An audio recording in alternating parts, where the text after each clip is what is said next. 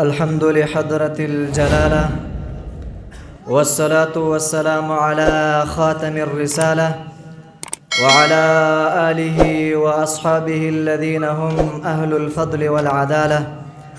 أما بعد، فأعوذ بالله من الشيطان الرجيم. بسم الله الرحمن الرحيم. إن الذين يتلون كتاب الله وأقاموا الصلاة وأنفقوا مما رزقناهم سرا وعلانية يرجون تجارة لن تبور. صدق الله خالقنا العظيم. وقال النبي صلى الله عليه وآله وسلم: اقرأوا القرآن فإنه يأتي يوم القيامة شفيعا لأصحابه. الحديث أو كما قال عليه الصلاة والسلام: إن الله وملائكته يصلون على النبي يا أيها الذين آمنوا صلوا عليه وسلموا تسليما. اللهم صل على سيدنا ومولانا محمد وعلى آل سيدنا ومولانا محمد كما صليت على سيدنا إبراهيم وعلى آل سيدنا إبراهيم إنك حميد مجيد. مولاي صل وسلم دائما أبدا على حبيبك خير الخلق كلهم. مجلس کے ناس دا قدر ور معزز و مکرم، علماء کرام، مشایخ عظام، طلباء کرام، بالخصوص زمن آقا و مرشد حضرت علامہ و مولانا جامع المعقول والمنقول جناب حضرت شیخ سے مبارک پہ اجازت غواړم د خپلې موضوع اړوند یو څو مختصرې خبرې ستاسو درانه حضور ته وړاندې کړم. معزز سامعینو، قرآن عظیم الشان دا یو داسې عظیم کتاب دی چې رب العالمین په امام الانبیاء حضرت رسول اکرم صلی الله علیه وسلم باندې اختلاف بالروایات یا په 22 کال او یا په 23 کال کې په تدریجی ډول باندې پر رسول اکرم صلی الله علیه وسلم باندې نازل کړي دي.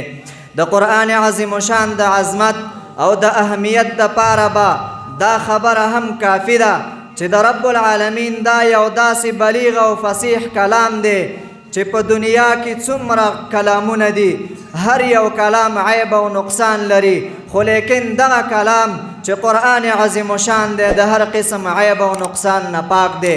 د قرآن عظیم شان د پاره دا خبره هم کافی ده چې په دنیا کې څومره مسلمانان راضي تر ورځې د محشر پورې د دې ټولو د پاره یو جامع قانون دی.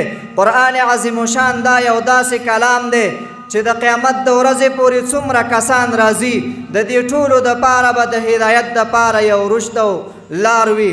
د دغه قرآن عظیم شان نه چا مقابله کړې ده او نه به یې وکړي، ځکه الله تعالی په قرآن عظیم شان کې فرمایي یقینا هغه کسان چې دوی لولي قرآن عظیم شان او قایموي مانځه لره مونځ کوي، نو رب العالمین فرمایي دوی انفاق فی سبیل الله کوي، د هغه مال نه کوم مال چې دوی ته ورکړلی شوی دی د دوی دپاره دغه یو داسې تجارت دی چې هرګز هیڅ کله به د دغه تجارت کې پښیمانتیا د دوی دپاره نه وي، هلاکت به ورته نه وي، بلکې په دې باندې به دوی خوشحاله وي. مبارک علیه السلام هم فرمایي اقرأوا القرآن فإنه یأتی یوم القیامة شفیعا لاصحابه. قرآن عظیم شان ولولئ، قرآن عظیم شان سره محبت پیدا کوي، همدغه قرآن عظیم شان با د قیامت په ورځ باندې د صاحب قرآن د پاره شفاعت کوي. دغه قرآن عظیم شان به د قیامت په ورځ باندې صاحب قرآن جنت ته داخلوي او د شفاعت د پاره یو عجیبه انداز دی. رسول الله مبارک صلی الله علیه وسلم ذکر کړی دی، متعدد روایات ورکې راغلی دي، خو یو نمونه به تاسو ته ذکر کړم.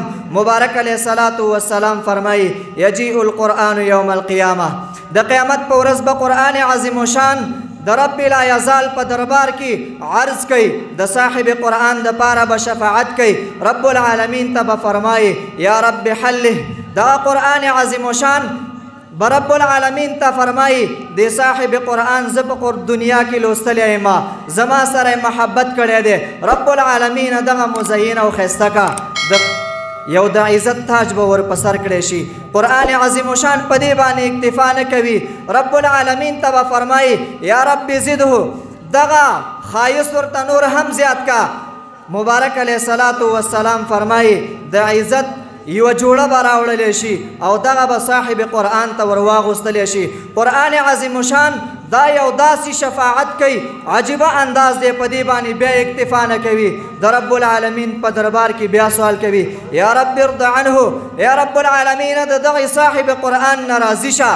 رب العالمین به د صاحب قرآن نه راضي شي او دغه صاحب قرآن ته به وفرمایلی شي، ورته به وویلی شي قرآن عظیم شان لوله، خیجه، په هر یو آیات به درته حسنه درکولی کېږي. مبارک علیه الصلاة والسلام فرمایي په هر یو آیات به ورته حسنه ورکولی کېږي، اعلی مقامات به ورته ورکول شي.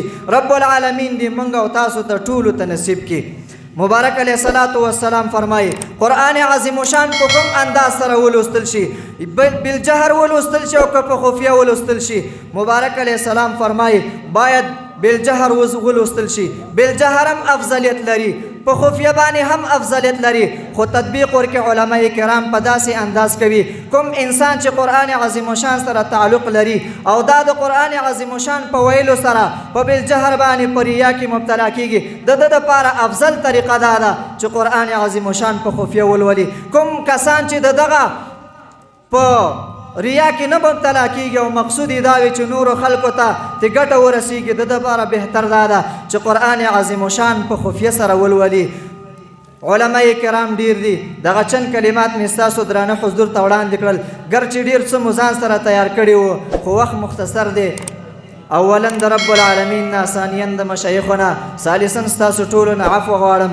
اقول قولي هذا استغفر الله لي ولكم ولسائر المسلمين. السلام عليكم ورحمة الله وبركاته.